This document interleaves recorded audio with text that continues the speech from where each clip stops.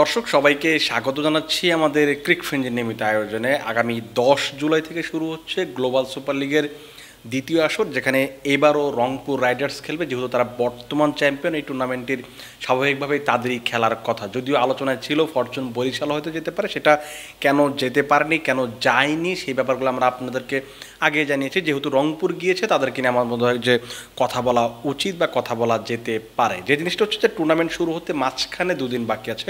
আজকে যেহেতু 7 তারিখ, 8 তারিখ, 9 তারিখ বাকি রয়েছে, 10 তারিখে যেহেতু টুর্নামেন্টটা শুরু হবে, তার আগে বলা যেতে পারে যে রংপুর রাইডার্স দারুণ একটা সাইনিং করেছে এবং সেটাকে আপনি একটা চমকও বলতে পারেন। এই আলোচনাটা কিন্তু অনেক দিন ধরেই ছিল। আমরা খুব সম্ভবত আপনার যদি মনে থাকে যে ক্রিকফ্রেঞ্জি প্রথমে জানিয়েছিল যে আজমতুল্লাহ অমরজাই রংপুর রাইডার্সের হয়ে গ্লোবাল সুপার লিগে খেলবেন, কিন্তু যখন তারা স্কোয়াড ঘোষণা করে সেখানে কিন্তু অমরজাইয়ের নামটা পাওয়া যায়নি প্রথমবার যখন স্কোয়াডটা ঘোষণা করে। আপনি যদি সেকেন্ড টাইম যদি খেয়াল করে দেখেন যে সেকেন্ড টাইমে যখন স্কোয়াডটা ঘোষণা করা হয় মোহাম্মদ নাইম শেখকে বাদ দিয়ে কিংবা হচ্ছে আবু হায়দার রনিকে বাদ দিয়ে, তখনও কিন্তু এই তালিকাতে ওমরজাইয়ের নামটা ছিল না। বেশ কিছু বিদেশি তাদের অবশ্যই ছিল, কিন্তু ওমরজাইয়ের নামটা ছিল না। তবে আজকে অর্থাৎ টুর্নামেন্ট শুরুর 3 দিন আগে কিন্তু গ্লোবাল সুপার লিগের পেজ থেকে তারা নিশ্চিত করেছে যে রংপুর রাইডার্সের হয়ে গ্লোবাল সুপার লিগের এবারের মৌসুমটাতে খেলবেন আজমতুল্লাহ ওমরজাই।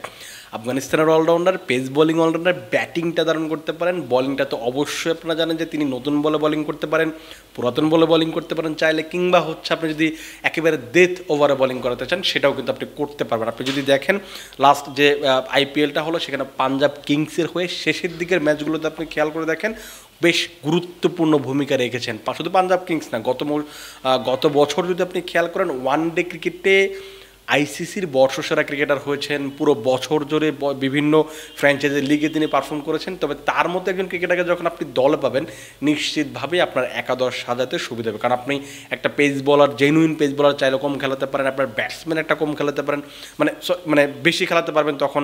সো আপনাকে এটা কিন্তু একটা অপশনস দিচ্ছে। আপনি যদি রংপুর রাইডার্সে ওমরজাইয়ের পাশাপাশি যদি বিদেশিগুলো দেখেন, সেগুলো কিন্তু বেশ ভালো নাম। আকিব জাভেদকে আপনি নিশ্চিতভাবেই চিনে থাকবেন, গত মৌসুমে 20টা উইকেট নিয়েছেন বিপিএলে রংপুর রাইডার্সের হয়ে।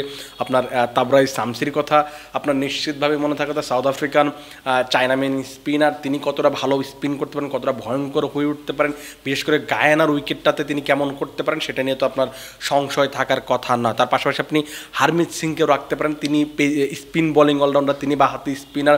তাদের দুজন থাকার কারণে কিন্তু সাকিব এই দলটাতে সুযোগ পাননি বা সাকিবকে বিবেচনা করা হয়নি। আপনি যদি তার পাশাপাশি দেখেন আরও একটা পেস বোলিং অলরাউন্ডার, সেটা হচ্ছে কাইল মেয়ার্স।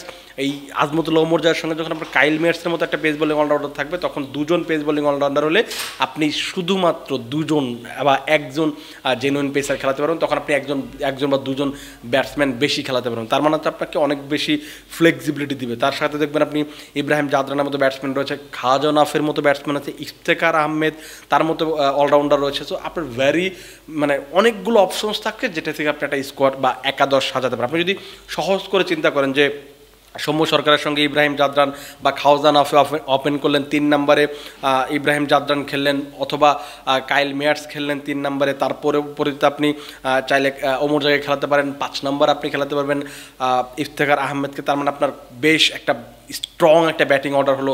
পাশাপাশি আপনি স্পিন অপশনটা পাচ্ছেন, পেস বোলিং অপশনটা পাচ্ছেন।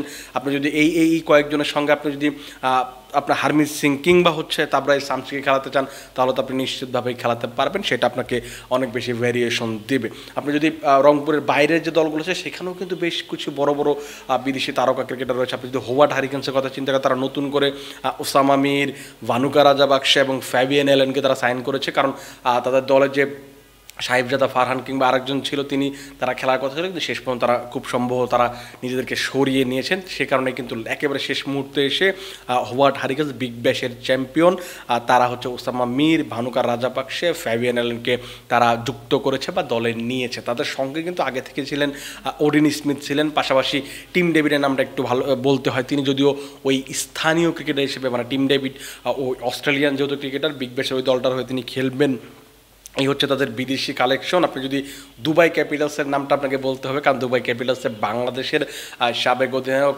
বিশ্বসেরা তারকা অলরাউন্ডার সাকিব আল হাসান সেখানে তিনি খেলবেন।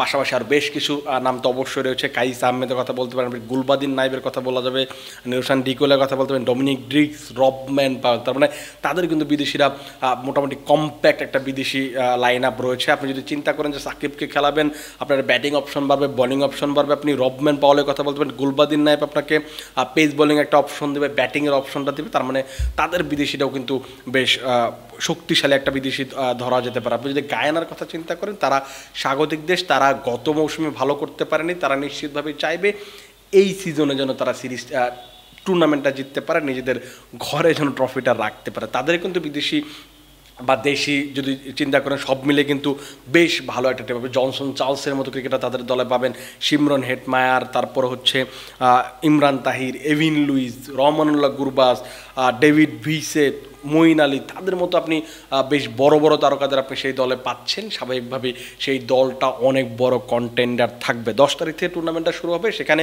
এই যে প্রত্যেকটা দল, তার সঙ্গে নিউজিল্যান্ডের সেন্ট্রাল স্ট্যাগস রয়েছেন, তাদের নিয়ে আমরা খুব বেশি আলোচনা করব না।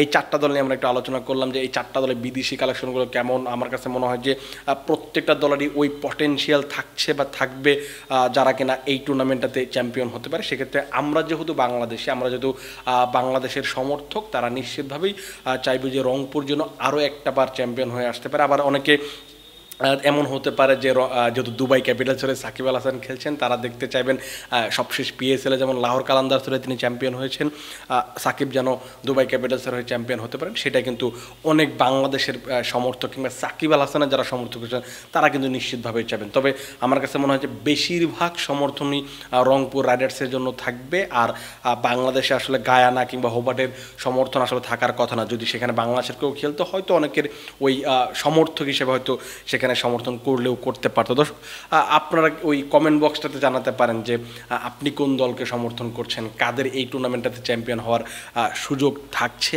আপনি কাকে সাপোর্ট করবেন, সেই ব্যাপারগুলো কিন্তু আপনারা কমেন্ট বক্সে জানাতে পারেন।